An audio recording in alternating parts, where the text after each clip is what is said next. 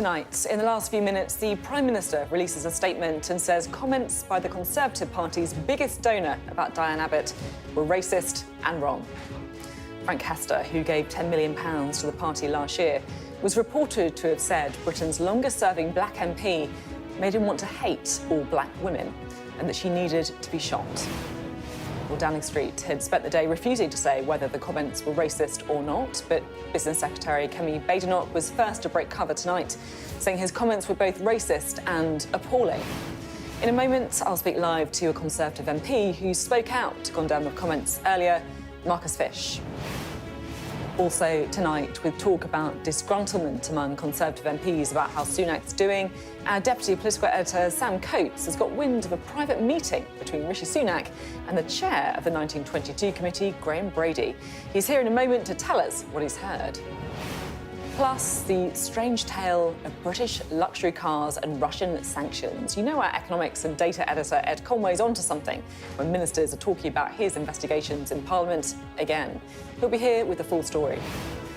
And a Conservative MP tries to rick-roll Westminster. If you know what that is, you've been warned. And if you don't, like me, we will explain later. All that and more with Dawn Butler and Luke Tryl, who will be with us for the next hour. It's Tuesday. I'm Sophy Ridge, live from Westminster, and this is the Politics Hub.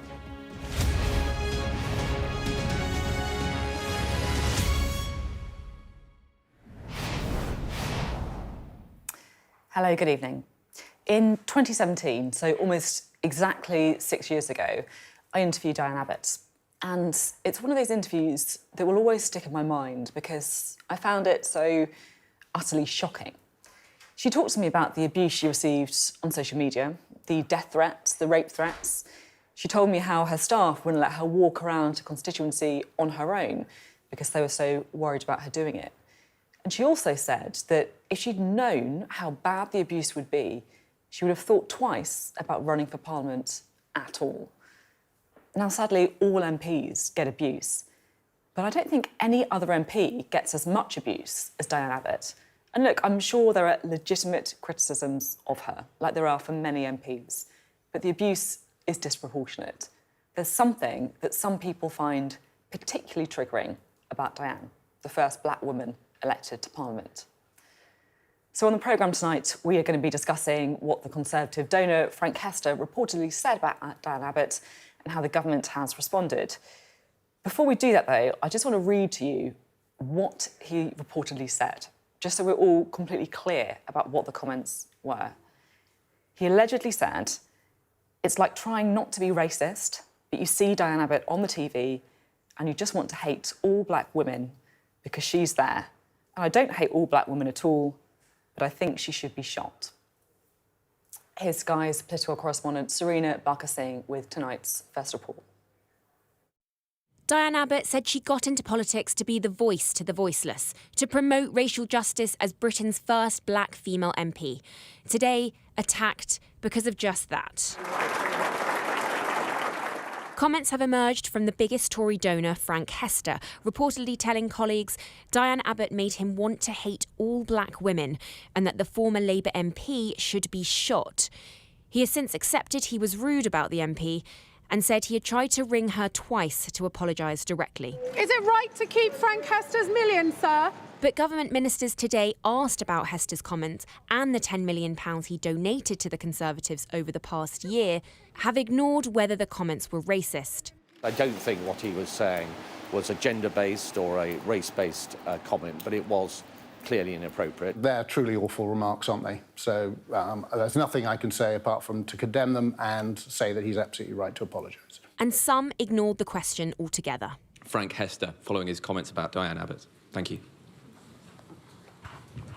I didn't see how you could argue. But other senior black MPs had a different take. Kwasi Kwarteng and Kemi Badenoch said the comments, as reported, were racist. Then the Prime Minister this afternoon called the comments racist and wrong. Think about your own party not calling them racist if you believe they're racist. Well, look, the first thing I've said repeatedly, that we don't know what he said. What about the money? Do you think we should... Again, we're running ahead of ourselves. But I think if someone says that makes me hate black women, I don't see how those remarks aren't sexist or racist. I don't understand that. Diane Abbott has now reported the incident. The Met Police say they are assessing the matter.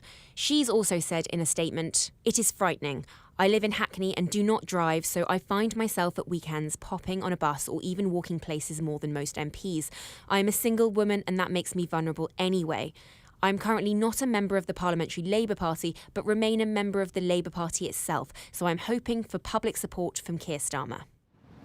Now, Diane Abbott isn't a Labour MP because she herself is under investigation over alleged anti-Semitic comments and has lost the Labour whip as a result, pending an investigation. Now, that investigation is over a year long and waiting to conclude, but the Labour Party and Keir Starmer have reached out to her today personally to offer her support.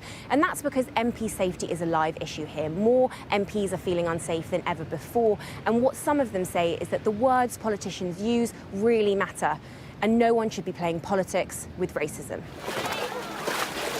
With the most senior female black MP in government calling the reported comments racist before the Prime Minister today, a reminder of yet more political storms and divisions within his own party. OK, right, well, we're going to talk to Sam Coates about another story concerning number 10 in just a moment. But first, I just want to talk to Serena, because we have had this updated spokesperson's comment from number 10. What's happened? So crucially, Rishi Sunak has come out in the last couple of minutes to say, through a statement, saying that these comments that were reported by that Tory donor were racist and wrong. Now, interesting choice of words, seeing as we've seen ministers come out and condemn the comments, but not go as far as using the term racist. So it's interesting timing. I mean, Kemi Badenoch, who is the most senior female black minister in government, did come out and say they were racist. So perhaps there was an understanding that, Prime Minister didn't want to be blindsided going into parliamentary questions tomorrow. He wanted to get his position out ahead of that. But I've been speaking to senior black Tories today, and none of them had any kind of equivocation on this. Every single person I spoke to said it was racist. They had no problems with using that term. So they were quite surprised that ministers perhaps were not going as far as using those terms. Interestingly, the government's own former race advisor, Samuel Kasumu, used that term. Also, the government commissioned a report on race, and their lead, Tony Sewell, who is independent and doesn't speak for the government, he also said these comments were racist. So there has been a bit of a disconnect between MPs and ministers this morning and what the Prime Minister has just recently come out and said. I'm quite interested as well, looking at the spokesperson's statement. So he, as you say, he says that the comments were racist and wrong, but they all go on to say Frank Hester has now rightly apologised for the offence caused, and where remorse is shown, it should be accepted. Yes, and that is something that Kemi Badenoch also tweeted. She said he has apologised and we should move on from it. Now, if we look at those comments, one of the comments said that this MP should be shot. Now, MP safety is a huge concern. Obviously, an apology is important, but I think people will be looking at the strength of the apology and what really needs to, what work really needs to go on in order for Diane Abbott to accept an apology where the comments were so strident and so strong. Serena, thank you very much indeed. Serena Bugger-Singh there on that story today. Right, let's talk now to our Deputy Political Editor, Sam Coates. Sam, it's a different story. It does concern number 10's handling of something as well, though. What have you found out? Well, I think if there's a link between what you've just heard from Serena and what I'm about to tell you, I think it smacks of possibly a number 10 not really concentrating, perhaps not being on it enough today to deal with the racism scandal until this late moment, but maybe there's a reason for that, and maybe that reason is linked to what I'm about to tell you. I've discovered that last night, Rishi Sunak had a private, secret meeting with Sir Graham Brady, the chairman of the 1922 committee. Now, there was always going to be a meeting with a slightly bigger group of people of Sir Graham Brady and his executive with the Prime Minister. That's normal and routine.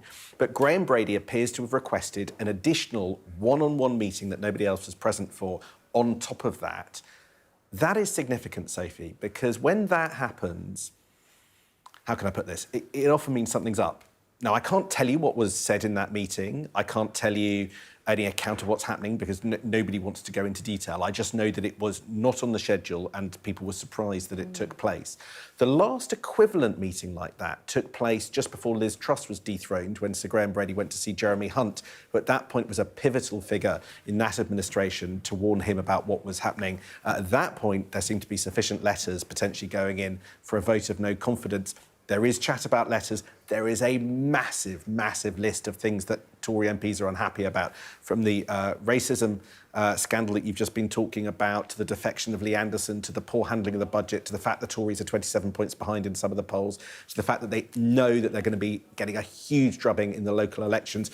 The question of when the election should be is still live because Number 10 haven't completely shut that down. There are problems everywhere you look. So when Graham Brady requests a secret meeting with Rishi Sunak, at least one eyebrow gets raised quite high. Yeah, a lot of eyebrow raising going on indeed. Sam, thank you very much indeed, and thank you, Serena, as well. Well, the Conservative MP, Marcus Fysh, joins us now, I'm pleased to say. Thank you very much for being on the programme this evening. It's good to have you. You tweeted earlier today to say, on this, I side with Diane Abbott. Can you just explain what you meant when you tweeted that? Yeah, so I have no hesitation in saying that I feel very much solidarity with Diane today. I think it's terrible what she's had to endure today, what individuals up and down the country seeing this story have had to endure, fears that they might have had. And yeah, these sorts of racist remarks, I don't know this person who's supposed to have said them. But what has been reported is clearly racist and clearly completely wrong. You cannot say things like that. And I'm really sorry for all the people up and down the country who have been affected by that, including Diane. And while I don't agree with her on an awful lot of things, I will defend her dignity as a person every day of the week. Fair enough. We can sort of say here to that, I think. Now, Frank Hester is the biggest donor to the Conservative Party. He's given £10 million to the Conservative Party. You're very clear in saying his remarks were racist. Do you think he needs to give the money back? Well, look, that's a decision, obviously, for the party. I'm not involved in the party hierarchy. I actually think it'd be nice to see if we could try and turn a bad day into a good day.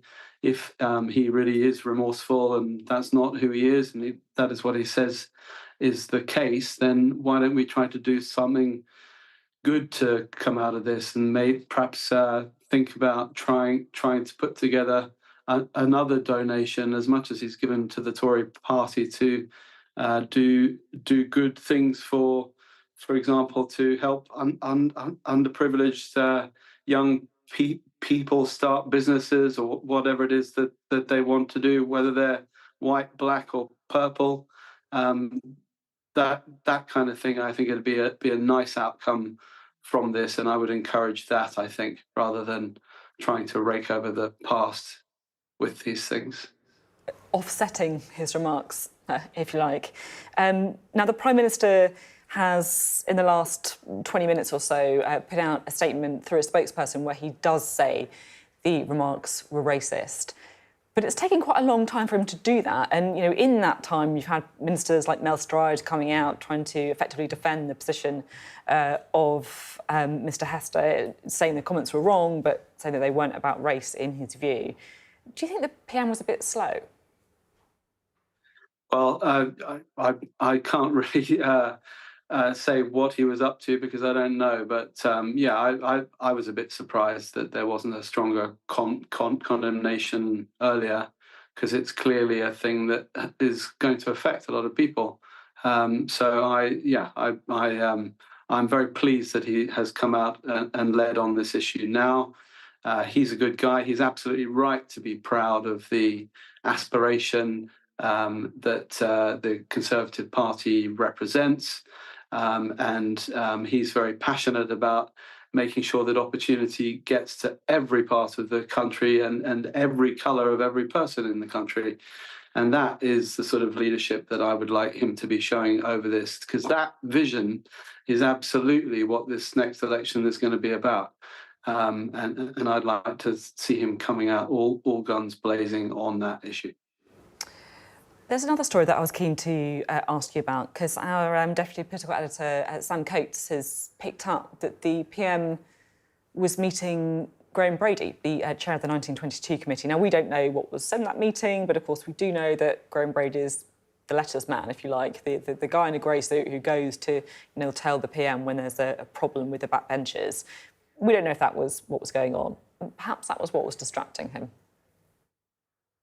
I don't know. I can't speak to that either. I don't know any more than anybody else does about that. But I mean, he's, I'm sure, very focused on his incredibly busy schedule. When you're a PM, you really don't have a minute to yourself in the whole day. And so I imagine that he's got all sorts of things to be thinking about. But I would say focus on that vision, focus on that way forward that we need to communicate to the country, because that is what's at stake at the next election. It is about aspiration for millions of people, and that is something that I'm convinced only the Conservative Party can deliver, and Rishi Sunak's the man to deliver it for us. You're very clear that Rishi Sunak is, in your view, the man to deliver that Conservative vision, but you can see why perhaps some of your colleagues might be feeling a bit disgruntled. You've got this racism row around a Tory party donor. You've got a budget that many people felt was slightly lacklustre. Then you've got, of course, the polling, above all. The Conservatives up to 27 points behind in the polls at the minute. How would you describe the mood on the backbenchers? Well, we all want to see that vision that I was talking about communicated. It is a real thing. This is not a this isn't a parlour game. We're involved in trying to make the country a better place and provide those opportunities for individuals up and down the country to make the most of their potential. And I think that the budget was a good first step. I think there are other things that we can be doing to really put rocket boosters under the economy and get things going. But I'm a big supporter of the Conservative programme and our plan to get that going. And I don't think the opposition has any answers or any credibility on these issues. So yes, it has been a tough few years with the pandemic and having to borrow all that money. That was always going to change a lot. And I remember sitting in my garden thinking, when that furlough scheme came out, this changes everything. And yes, around the whole world, things are very different politically than they were before that. But we need to graft, and we need to get on with the day job, and we need to do the job of increasing that opportunity for everybody and communicating that that's what the vision is. OK, thank you very much indeed. Good to have you on the programme today. Marcus Fysh, thank you. Pleasure. Well, I also spoke to the Shadow Women's Minister, Abena Oppong-Asare, a little earlier. It is important to say this interview was done before the Prime Minister's spokesperson updated their response to say the alleged remarks were racist and wrong. Thank you so much for being on the programme this evening. What's your reaction to the reported comments that were made by Frank Hester? I think the comments are appalling and offensive, and as a black woman I feel gaslighted, and I think we should call it for what it is. The comments are racist and sexist. He essentially said when he looks at Diane Abbott, it makes him want to hate black women and that she should be shot. We know that in the last few years there's been 2 MPs that have been killed. There's a lot of abuse happening to MPs, and quite frankly these comments are unacceptable, and I would really urge the Prime Minister to kind of call them out. Just a few weeks ago he did a press statement talking about extremism and about the importance of language, yet he can't even call out his Tory donor who has given him money to say that these comments are racist and sexist. You can't pick and choose what to call out. If you, as Prime Minister, can't say anything about this you're supposed to represent a nation that is a diverse nation, then why should you be in that role? And why should people feel that those comments are unacceptable if you at the highest, at the top, aren't calling it out? The government has said that the comments were wrong. Kemi Badenoch's gone further. She said that they were racist. They're not, I won't say that they're wrong. I would say that they're racist and sexist. That's not going far enough in terms of calling it out. It's just brushing it under the carpet. And that's just what makes me really angry about those comments. You know, he basically condemned all black women. Diane Abbott is the first black woman that was elected in 1987. She receives a huge amount of abuse. You've read her statement today where she travels publicly on transport and said this has obviously made her feel unsafe. I feel like we spent a lot of the day with people saying what they think of the comments that were made of Frank Hester. How did those comments make you feel? I feel sorry, got cough. Sorry, have some water.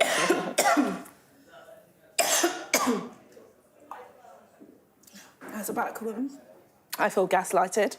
I think these comments are appalling, and I think they need to be called out. And by the Prime Minister not calling it out. How does it make you feel? You say you feel gaslighted. What do you mean when you say gaslighted? It just makes it feel like it's going to be brushed under the carpet in terms of these comments are rude. They're not rude. As a black woman, you have to work twice as hard to be taken seriously, and particularly if you're in politics, to get to that field that Diana's got to. It doesn't matter whether you agree with her politics or not. I do feel that she should be respected in the job that she does, and she hasn't been respected. We're talking about quite a lot of money here. Frank Hester is one of the Conservative Party's biggest donors. He donated £5 million to the party last year, a further £5 million donated through his company. Do you think he should return the money? Absolutely. The Prime Minister should show a signal that not only is he saying that this is racist and sexist, by returning the money, he's showing that this is unacceptable. My concern is if he doesn't do that, we're leading towards a general election, which we're heading to, which could, you know, essentially have some sort of racist kind of undertones in terms of how, you know, the election is run. And we need to make sure it's not a toxic election. Do you think it might be a toxic election? I am concerned because you've seen what's happened with the comments that Lee Anderson made recently towards Sadiq Khan. Is there an issue? Is there an issue, do you think, with stopping people, you know, donating money to parties, even if we disagree so strongly with what they say? I think as politicians, you have a responsibility in terms of the kind of politics you want to create in society. And if you're turning a blind eye to behaviours or comments like this, you're creating a society where people can just say whatever they want that is hurtful and damaging. And, you know, as I've said, we've seen 2 MPs be murdered. I know colleagues that are receiving substantial abuse in recent weeks. And, you know, we should be able to do our jobs without fear of abuse. So if that's not really kind of looked into, it just creates a cycle where people can say hurtful things to each other. And before you know it, and I really hope this doesn't happen, we can see some serious incidences happening within the country. Thanks for coming on to talk about this. I know it was quite a personal decision for you to want to come on and, you know, address the issue because it's something that you obviously feel, you know, really strongly about and I think it's really important. So, you know, I really appreciate getting your thoughts. I don't always talk about my race and stuff like that, but I just felt in light of these comments, it's really important to kind of call it out and speak about it. I just have one other question to ask you. As a former Shadow Treasury Minister, I interviewed Keir Starmer yesterday and talking about the really savage cuts to public spending that are currently scheduled for next year onwards. And I was kind of trying to work out where Labour was on this. You know, would you impose an austerity? Would you raise taxes? Would you raise borrowing? What's your understanding on that? He seems to be saying growth, but I mean, growth can't just happen on day one, can it? What we do know is that we need to secure public services and we do need to grow the economy.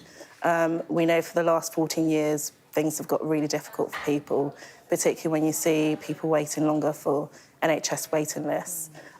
We are looking carefully at what was announced in terms of the budget last week. And obviously, as you know, one of our policies in terms of non-doms was something that the Chancellor has announced. And so we are looking to see what other things could be offered as alternatives. But one thing that we are really passionate about is just making sure that the economy grows and the public sector is secure. So you're basically looking at other tax-raising measures, basically, to fill the non-dom gap, is that Well, fair to say? I think I can't really say that at this stage because we don't know if when we get into government what we're going to inherit. Yeah, you do. The So OBR publishes loads of forecasts. I can tell you what it is. IFS has done We their... also don't know what's being hidden by the government. Information. We also don't know when the election is called. But all we can do is I'll give you the red book. It's all in there. Provide a proper plan, which is what we've done so far. And as you've seen, the Tories have taken a number of our ideas because they're so good, such as the windfall tax and non-doms. OK, thank you very much indeed. Great to have you on the programme. Thank you. That's the Shadow Health Minister, Abena Oppong-Asare, speaking to me a bit earlier, just before we got that statement from Rishi Sunak, where he said the comments about Diane Abbott were racist. Well, let's bring in our duo for this evening, shall we? Labour's Dawn Butler and the Director of More in Common, Luke Tryl. Great to have you both on the programme. Hi. Dawn, I want to get your reaction to the comments that were made by Frank Hester. I think there's a couple of things here. I think, number one, it's really, really deep-seated, almost psychopathic. You know, he said, because Diane Abbott is there as a black woman, it makes him want to hate all black women. So that means he wants to erase us. He doesn't want to see us. That's what he actually said. Because she is there, means that he wants to, it makes him want to hate all black women. So essentially he wants to erase us, right? He doesn't want us to be seen. Now that's really quite dangerous and quite worrying and quite scary. So you can imagine what Diane's going through at the moment. But the thing is, this guy has been given nearly £500 million from the government. He holds data for you, he holds data for me, and he's talking about artificial intelligence. He should be nowhere near any government contracts. He should be nowhere near our data. For someone who wants to see me erased, I don't want him having access to my data or being involved in artificial intelligence. It's taken the Prime Minister almost a whole day to come out and say it's racist. He didn't know this was racist. It took him a whole day. How many people did he have to speak to before he finally could acknowledge that it's racist? I am deeply disturbed by this, deeply disturbed. How did it make you feel when you read the comments that were made? It was triggering because you remember all the abuse you got. So I had somebody convicted for calling for me to be shot in the head. And so it was extremely triggering. And the thing about this and the thing about racism is that every time there's something like this that's so public, it is just so triggering for black people because we go through it all of the time. You know, having to justify our presence in a space, having to justify our work, having to be bullied and discriminated against just because of the colour of our skin. And, you know, we are black 365 days a year, morning, noon and night. So it's not something you can leave at home. And so to know that there's somebody who's got the ear of the Prime Minister who is so embedded in the government and in the Tory party that he's given £10 million. Mind you, as I say, he's got, you know, nearly £500 million from the government. So that's money, that's our public money going into an organisation that's then going into the Tory party. Any other country, we would call that corruption and would want an investigation. And I think all of the Tories' donations, especially from companies that have had money, especially over COVID, where they thought we weren't looking, where when the Prime Minister was the Chancellor said we can no longer ask questions about that missing money, all of it needs to be investigated. This is all connected, very deep, very sinister. Luke, I'm interested in your view on the government's response on this, because they started the day in one place and they sent ministers out to effectively defend that position, that the comments were wrong, but that they weren't about race. And then just before this programme began, we got the statement through from the PN spokesperson saying that Rishi Sunak thinks the comments were racist. I think it's absolutely incredible that it took so long for the Prime Minister to say the comments were racist, because they were. And, you know, as you know, we spend our time at More in Common chatting to people up and down the country about what they think of the big issues of the day. And in any one of those focus groups of the public, they would have said it was racist without hesitation. But I'd also add on top of that, of course, you know, my organisation was founded following the murder of a Member of Parliament. In fact, More in Common draws its name from Joe Cox's maiden speech. And to hear a senior business person, a political donor, calling for an MP to be shot is so worrying. It is so bad for our democracy, particularly to hear it in the current context when MPs are facing more threats than ever. And for Downing Street to prevaricate on putting out that full-throated condemnation, I just don't think is good enough. It's a good point, actually, about the history of abuse of MPs, all MPs, but in particular, of course, black female MPs, probably right at the sort of sharp end of this, and what that means. Thank you both very much indeed. Dawn Butler there and Luke Tryl. Well, Frank Hester's remarks are sure to feature heavily in tomorrow's newspapers. We'll have our extended press preview and news review from 10:30 this evening with tonight's news and tomorrow's headlines. Joining us will be the journalist and broadcaster Jenny Kleeman and the broadcaster and commentator Ali Miraj. You're watching the Politics Hub. Coming up, Rolls-Royce, Bentley and Land Rover. A Sky News investigation finds that these are just some of the top British-made luxury vehicle brands being sold in Russia despite sanctions over the Ukraine war.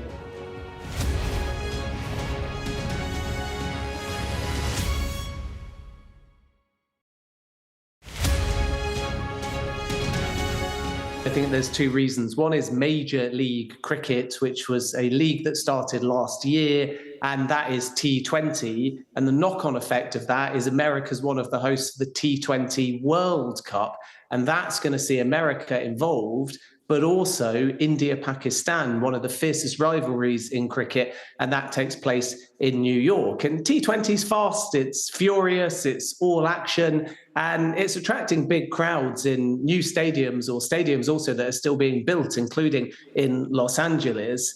And the stadiums are being packed because the tickets are affordable, because there's a number of South Asian expats in particular in the United States of America that are packing those stadiums out. And then because it's fast and furious and all action, we're getting a lot of baseball fans attending as well, because they see the crossover. But unlike in baseball, which drags on for 3.5 hours and sometimes doesn't even have a home run, there's a 6 every other minute in this T20 format. And I think a lot of the baseball fans are enjoying that. In the United States of America, the streaming hasn't traditionally always been conducive in terms of when you want to get up and your working hours. But a lot of those that live in America, and we should say Canada as well, are starting to realise from highlights and from social media in particular, when they see maybe a big 6 and they think, wow, that's interesting. And suddenly they watch it again and again, they look up the rules, and then they realise maybe there's a stadium down the road. These new Major League Cricket teams are on both coasts and centrally as well. You've got Los Angeles, you've got New York, you've got San Francisco, you've got Seattle, you've got Texas, and you've got Washington. So maybe what you see online prompts people to go with their families as well, because the stadiums are very accessible and the tickets compared to baseball, for example, are very cheap.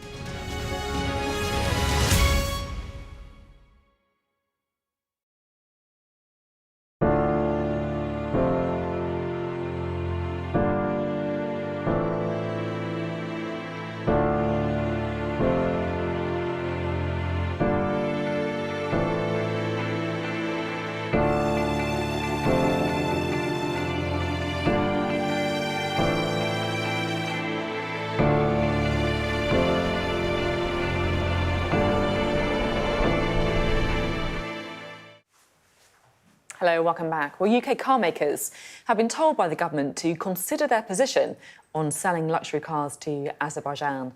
It's after a Sky News investigation found hundreds of millions of pounds worth of British-made luxury vehicles are being sold in Russia, despite sanctions imposed after the invasion of Ukraine. Rolls-Royce, Bentley, Land Rover are all among the top brands still found in showrooms in Moscow. Our economics and data editor, Ed Conway, has more. You don't have to go far in Moscow without seeing evidence of how much Russians love luxury goods, and that includes a lot of high-end Western brands and especially British automobiles. Bentley. After the invasion of Ukraine and the imposition of sanctions in 2022, that was all supposed to stop. Car makers pledged not to send their new models there. But a Sky News investigation has found these exports seem to be continuing even now. Now, it's certainly true that UK car exports to Russia have fallen very sharply since the invasion, basically down to zero. But just look at what's happened over the same period with car exports to Azerbaijan. They have gone up at an unprecedented rate, into the hundreds of millions each year, up by 1,860%. We've never seen anything like that at all, raising the question, is something going on in Azerbaijan's economy? Well, not really. Developing economy, GDP about the same size as Ghana, 10 million people.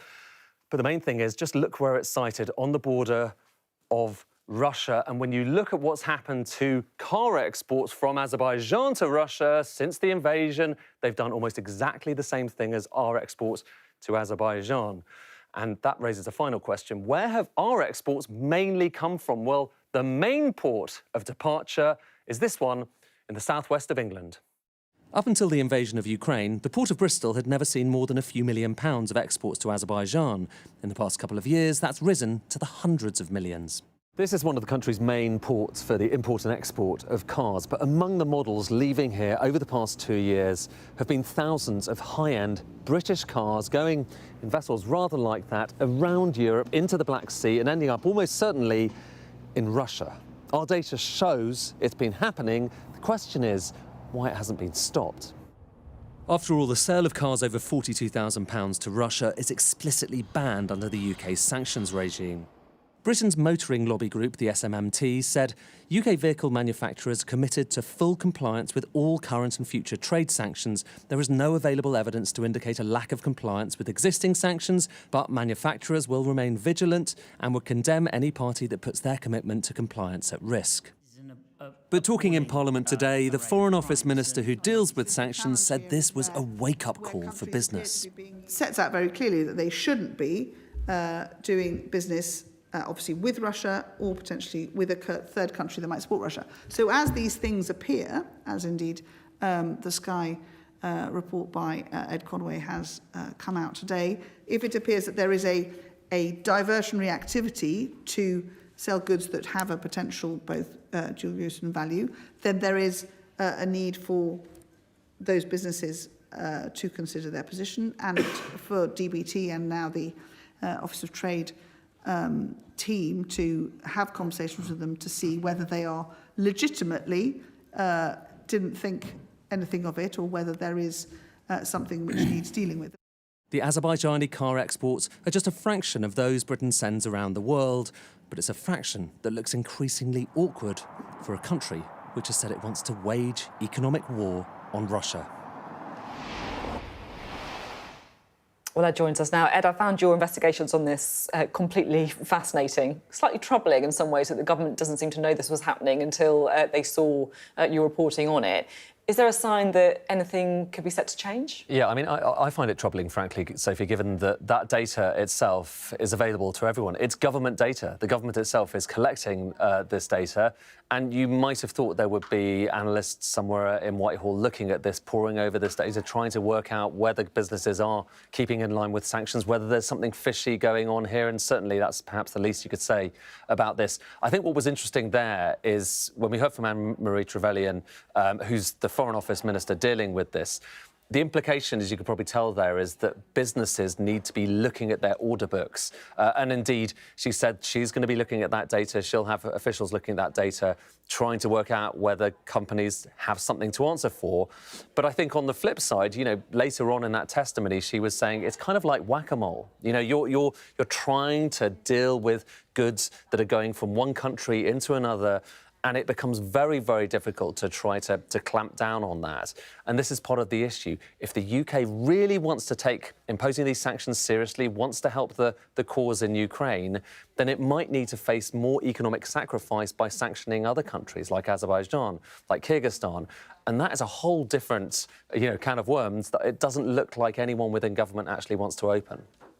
Fascinating stuff. Ed, thank you very much indeed. Ed Conway there, our economics and data editor. Coming up next on the Politics Hub. Prisons are overcrowded. The solution to the lack of space? Release prisoners early to free up cells. Unlikely to be popular, but what is the alternative? Spend more on prisons? Less on schools and hospitals? We will debate.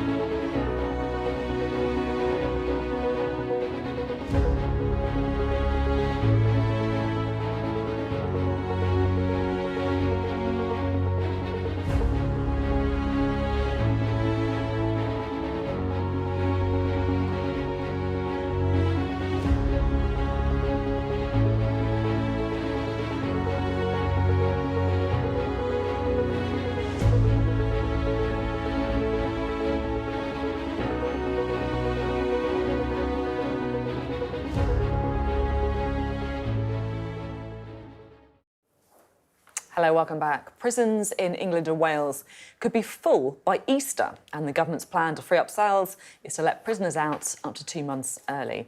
Well, today, the Justice Secretary, Alex Chalk, told the Commons the plan to deal with backlogs would only apply to low-level offenders. We will also extend the existing end of custody supervised licence measure to around 35 to 60 days. We will enable this to happen for a time-limited period and work with the police, prisons and probation leaders to make further adjustments as required. This will only be for certain low-level offenders. Where necessary, electronic monitoring will be applied to enhance public protection. Ministers will, of course, continue to keep use of this measure under review. This extension has been requested and supported by leaders in the prison service and police. Well, Sky's chief political correspondent John Craig joins us now. Take a step back. Prison's full, so they're releasing offenders early. I mean, this is unlikely to go down that well with the public. And it didn't go down well with MPs today. Up to 2 months early. I mean, this is a real panic response to a crisis. The jails are full. There have been warnings about prison riots, dreadful conditions inside the prisons. And you heard Mr Chalk there talk about low-level offenders. Well, up to a point. But as Shabana Mahmood and others have pointed out, the people who will be eligible, OK, they'll have to wear a tag or observe a curfew or an exclusion order. Well, sex offenders and terrorists, they're excluded. But violent offenders such as people convicted of robbery, grievous bodily harm, actual bodily harm, woundings, as long as their sentence is under 4 years. Drug dealers, including those selling heroin, they can all be released. Part of the problem is that many of the prisoners from overseas who are supposed to be sent back to their own country, that system has all got bogged down and it's not happening. There's a dreadful backlog. Mr Chalk talked today about tackling that. But critics will say this is another example of broken Britain. Tories are the party of law and order. Well, we've had this sort of thing before. It's not a brand new idea, in fact. When Jack Straw was Justice Secretary under Gordon Brown, he had a similar scheme. The Tories then cancelled it in 2010, the coalition government. But there were, back then, there were 80,000 criminals freed up to 18 days early, nothing like 60 that we're talking about now. Tories at the time attacked it and said 3 murders were committed by people who were freed. So there is a risk that some really serious offenders will be let out here just because the jails are so full. And, of course, there's all the talk about the dreadful conditions in prisons as well, as MPs were talking about during that statement. He was dragged kicking and screaming to the House, by the way, after being rather shifty and putting out a statement at 10 o'clock last night. Not allowed to get away with that one. John, thank you very much indeed. John Craig there. Well, let's talk now to Dawn and Luke, shall we? Let's discuss prison, shall we? Luke, I'm interested to know about this because we always say, don't we, that look, more money for prisons, that's just not popular. Is that right?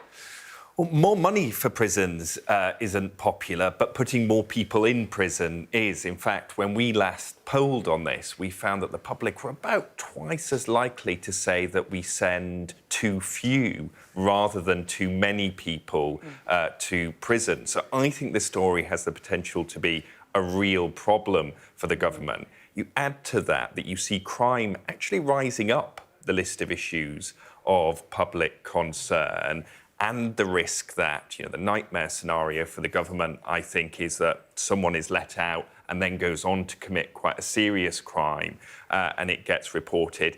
And it's a really bad story. But what I would say is I think the government and all political parties have made a rod for their own back because they've constantly talked tough on prison. They've constantly talked about the need to lock more people up rather than having a conversation with the public which says, actually, in terms of keeping you safe, in terms of tackling crime, often there'll be other alternatives which are better. And until they're willing to have that conversation with the public understandably are going to say, well, let's keep locking them up, let's keep throwing away the key. Yeah, it doesn't really make enormous amounts of sense, does it, to be talking about the importance of jailing people and then letting people out 2 months early. Don, what's your take on this? Do you think we should just stop sending so many people to prison? Do you think that actually we need to get more places? What do you think? I think sending people to prison is a sign of a failed society. If our prisons are full, that means there's a lot more going wrong before somebody's sent to prison. So there's a couple of things. I think, first of all, women, especially women that have shorter sentences, shouldn't be put in prison anyway, because that knock-on effect means that they lose their homes often. If they're mothers, they lose their children. So that is a system that needs to change. Letting people out early is going to be extremely problematic, especially if you're letting people out. And one of the categories that John didn't mention is people who are found guilty of domestic abuse and domestic violence. Releasing them early, even a day or 2 or 3 early, and then not telling, the victims. Can you imagine what that would be like? But honestly, this government has been so poor. I used to be a magistrate, and when I went to visit the prisons, it was palpable that it was just ready to blow. It was just like this hot tin and ready to blow. And I thought there's a lot that needs to be done. Prison guards, they're leaving in their droves because there's too much pressure. They're not being paid properly. So there's so much wrong with the system, and I think there's so much the government could do, and they're not doing. The difficulty, I guess, is in times where public money is so stretched, spending on prisons, overspending on schools or the health service, it's always going to be a difficult sell. There was a £500 million cut, wasn't there, I think, to the budget, in the budget to this.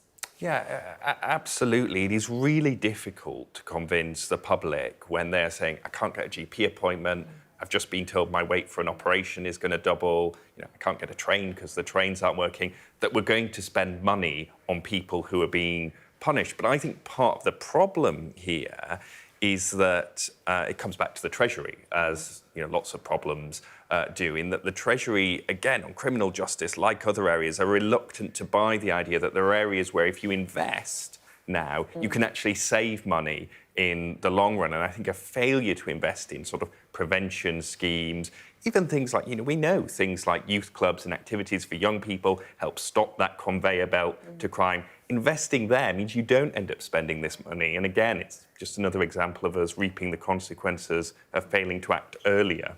Absolutely. And in addition to that, Luke just said, I think I remember reading that it costs as much to send somebody to prison as it does to Eton. So, if we were to invest... Send prisoners to Eton, well, is that yeah. Well, some in Eton should be in prison, but never mind. Might be worse for some of them, yeah. But that investment in youth services that was completely cut under the coalition government, completely cut under the government, it was just so short-sighted. Can I pick up on something on Labour? Because Labour, it feels to me, has very different rhetoric on this. So obviously very critical of the government today. But how different is their policy on stuff like this to the government? Well, they're not saying they'll spend more money on prisons, are they? Well, the part that I've read is that Labour is saying that we will build more prisons, but our policy needs to be deeper than that, and it's a complex issue. And I'm hoping that what Labour will start talking about is all the investment that needs to happen that will stop people committing crime and going to prison, and that's what's important. Everything from educating boys and young men around violence against women, all of that needs to happen at a lot earlier age. And it's not woke stuff, it's important stuff. Thanks both very much indeed. Still to come on the Politics Hub. Ever been rickrolled?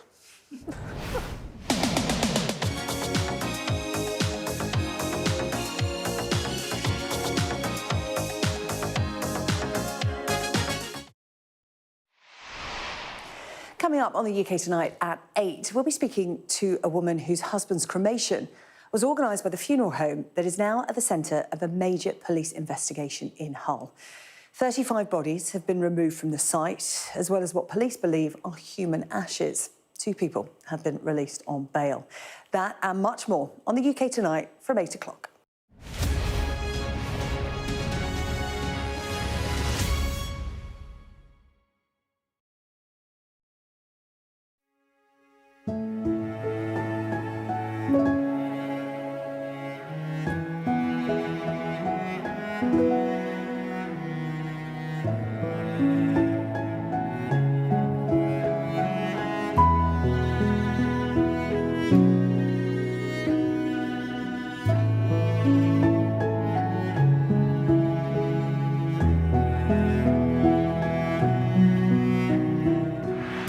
Spencer, and I'm Sky News' arts and entertainment correspondent.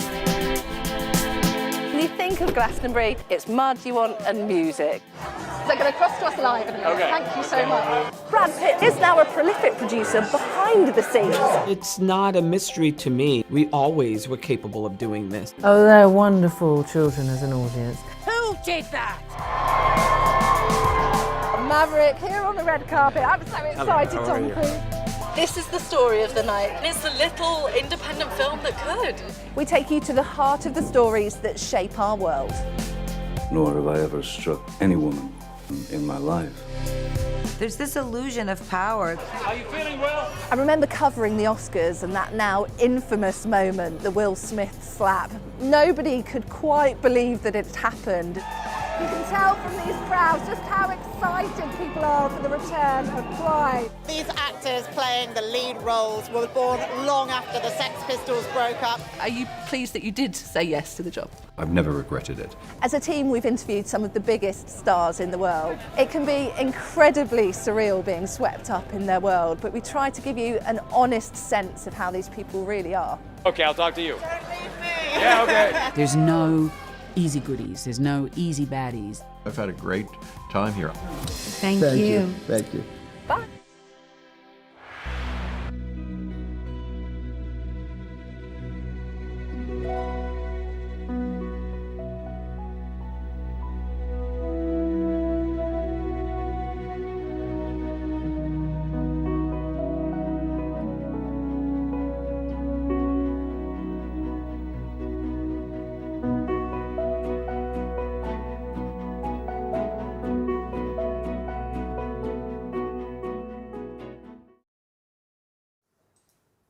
Hello, welcome back to the Politics Hub. Now here on the Politics Hub, we were pretty down with it. I mean, what could be cooler than wanting to talk about politics all day, obviously. But I do admit, one of the younger members of the Poll Hub team had to explain to the rest of us what rickrolling was. If you're confused at home, all will be explained after this. This is a tweet by the Conservative MP Brendan Clark-Smith amid speculation about whether there are more Conservative MPs considering defecting to Reform after Lee Anderson's announcement yesterday. My statement can be found here. But if you click on the link, this happens.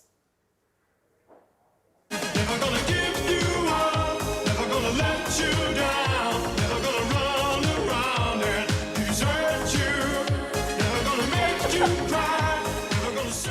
There, you've just been rickrolled. So it basically means you're on the internet, you click on a link, and rather than going to what you expect, it takes you to Rick Astley. I mean, I've no words for this. Have you ever heard of this before in your life? No, that's the first time. But that was quite funny. I mean, often they're not, like the Tory MPs are not that funny. But that was quite funny. Yeah, it was quite good. Yeah, that was quite good. Yeah, what about you, Luke? Have you heard of Rick Rolled? I hadn't until I looked it up before, but I do think this is one of the great things about the internet. We spend all of our time talking about all the bad things, and there are lots.